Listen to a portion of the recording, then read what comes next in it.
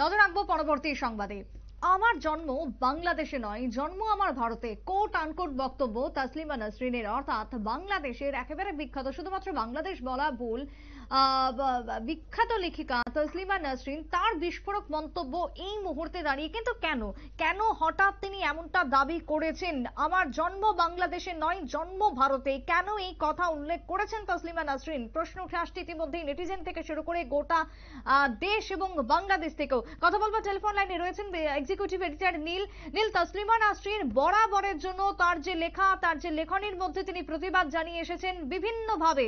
আজকে তার যে দাবি, তার যে বক্তব্য, কেন হঠাৎ তিনি নিজেকে ভারতীয় বলে পরিচয় দিতে চাইছেন? দেখো, বাংলাদেশের লেখিকা, বিখ্যাত লেখিকা তাসলিমা নাসরিন, তার জন্ম কিন্তু বাংলাদেশে, লেখাপড়াও বাংলাদেশে, এবং তিনি যে লেখালেখির তার যে জীবন, সেই জীবনের একটা বড় অংশ, তার প্রতিষ্ঠা কিন্তু তিনি বাংলাদেশ থেকেই তিনি কিন্তু আন্তর্জাতিক পর্যায়ে পেয়েছেন।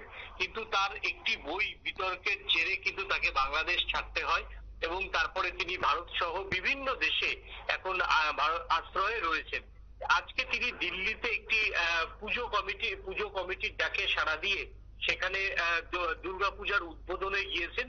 সেই উদ্বোধনেই কিন্তু বিস্ফোরক মন্তব্য করেছেন যে আমার জন্ম বাংলাদেশে নয়, আমার জন্ম হচ্ছে ভারতে। কেন তাসলিমা নাসরিন এইরকম একটা বিতর্কিত মন্তব্য করলেন তা নিয়ে কিন্তু আবারও কিন্তু জোর গুঞ্জন শুরু হয়ে গেছে। সবাই জানে তাসলিমা নাসরিন বাংলাদেশে তার জন্ম, বাংলাদেশে তার লেখাপড়া, বাংলাদেশে তার বেড়ে ওঠা, বাংলাদেশেই তার প্রথম বই এবং উপন্যাসগুলো বাংলাদেশ থেকেই প্রকাশিত হয়েছেন। তাহলে তিনি কেন এরকমটা বলতে গেলেন? তারপর তিনি যেটা ব্যাখ্যা করেছেন যে তার বাংলাদেশে জন্ম হওয়া সত্ত্বেও তিনি বাংলাদেশে কখনো থাকতে পারেননি। তিনি না হিন্দু, না খ্রিস্টান, না বৌদ্ধ, না শিখ, না মুসলিম। তিনি যেটা জানিয়েছেন যে আমি একজন মানুষ, আমি অসাম্প্রদায়িক একজন মানুষ, ধর্ম নিয়ে আমার কোনো ইন্টারেস্ট নেই, তবে উৎসব নিয়ে আমার অনেক ইন্টারেস্ট রয়েছে, এবং আমি উৎসবের মেজাজে জীবনটাকে কাটাতে চাই, উপভোগ করতে চাই। সেই জায়গাতে দাঁড়িয়ে আমি মুসলিম ঘরের একজন মেয়ে হিসেবেও আজকে যে সম্মান দুর্গাপূজার উদ্বোধনে পেলাম তাতে আমি অভিভূত, এবং আমার আজকে নতুন করে জন্ম হয়েছে বলে তিনি জানান, এবং সেই জন্যই তিনি বলেছেন আমার ভারতে জন্ম। এবং তিনি যেটা ব্যাখ্যা করতে চেয়েছেন যে একজন মুসলিম হয়েও আমাকে আজকে ভারতের দিল্লির একটি ক্লাব আজকে দুর্গাপূজার উদ্বোধনে আমাকে আমন্ত্রণ করেছেন, আমি সেই আমন্ত্রণ রক্ষা করতে পেরে আমি নিজেকে গর্বিত মনে হচ্ছি। মানে আমি একজন অসাম্প্রদায়িক মানুষ, এবং এই অসাম্প্রদায়িকতার যে বার্তা, সেই বার্তা আজকে আমি নিজেকে দিয়ে আরো মানুষকে অসাম্প্রদায়িকতার বার্তা আমি ছড়িয়ে দিতে পেরেছি। তাই আজকে আমার দ্বিতীয় জন্ম, এবং সেই জন্মটা হচ্ছে ভারতের, আরো বলা ভালো যে দিল্লির মাটিতে হয়েছে বলে জানিয়েছেন বিখ্যাত লেখিকা তাসলিমা নাসরিন। পাশাপাশি তিনি যেটা মুখ খুলেছেন বাংলাদেশের বর্তমান পরিস্থিতি নিয়েও।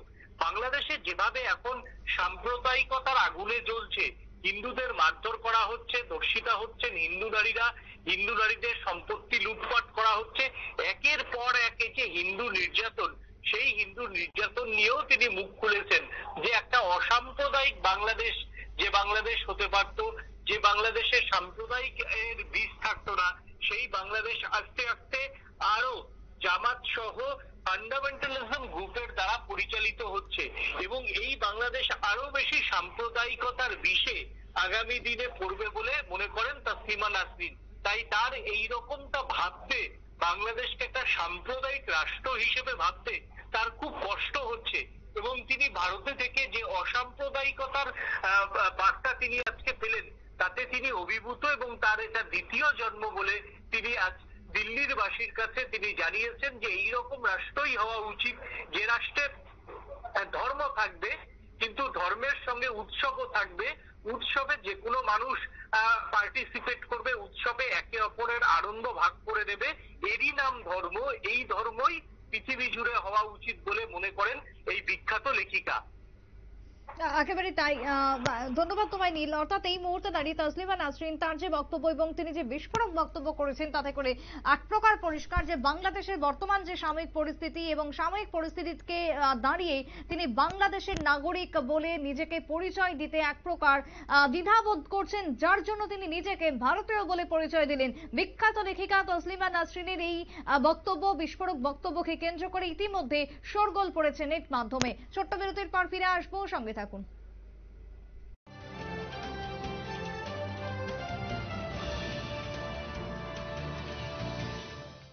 রাধাকৃষ্ণ জুয়েলারি নিয়ে এলো শারদীয়া স্বর্ণবাহার। বিশেষ অফার 25 সেপ্টেম্বর থেকে 9 অক্টোবর 2024 পর্যন্ত। প্রতি গ্রাম সোনার গয়নার কেনাকাটায় 375 টাকা ছাড়, হীরের গয়নার মজুরিতে 100% ছাড়, রূপোর গয়নার মজুরিতে ও পরীক্ষিত গ্রহরত্নের মূল্যে 10% ছাড়। মেগা লাকি ড্রতে রয়েছে 5টি স্কুটি এবং প্রতি কেনাকাটায় নিশ্চিত উপহার। শর্তাবলী প্রযোজ্য। প্রতিদিন খোলা থাকবে শোরুম। সবার সাদর আমন্ত্রণ। রাধাকৃষ্ণ জুয়েলারি, উষা বাজার, আগরতলা, ধর্মনগর, বিলোনিয়া এবং উদয়পুর সেন্ট্রাল রোড। ট্যাঙ্ক মানে বর্তমানে P4 ইন্টারন্যাশনাল, যা এখন তৈরি হচ্ছে আগরতলার বুচং নগরে। বালাজি প্রোডাক্ট এই ট্যাঙ্কে 8টি পকেট, 4টি লেয়ার ও ওজন বেশি থাকার ফলে মজবুত ও দীর্ঘস্থায়ী হয়। তাছাড়া প্রচন্ড গরমেও নর্মাল টেম্পারেচার জল পরিবেশন করতে সক্ষম। আপনাদের পরিচিত এই ট্যাঙ্কের বাজার মূল্য কোয়ালিটির তুলনায় অনেক কম। তাহলে আজই আমাদের চিত্তরঞ্জন রোড স্থিত আপনাদের বিশ্বস্ত প্রতিষ্ঠান সাহা টাইলস অ্যান্ড স্যানিটেশনের শোরুমে আসুন এবং অন্যান্য আধুনিক রকমারি টাইলস সহ জ্যাকওয়ার ও P4 এর মতো ব্র্যান্ডের বাথরুম আইটেমস সংগ্রহ করুন। আমাদের ঠিকানা Saha tiles and sanitation, Chittaranjan road, Agartala. সৌন্দর্যের প্রতীক, শুদ্ধতার বিশ্বাস, 100% hallmark jewellery. S Roy Barman jewellers, শারদীয়া দুর্গোৎসব ও ধনতেরাস স্বর্ণবালা 2024।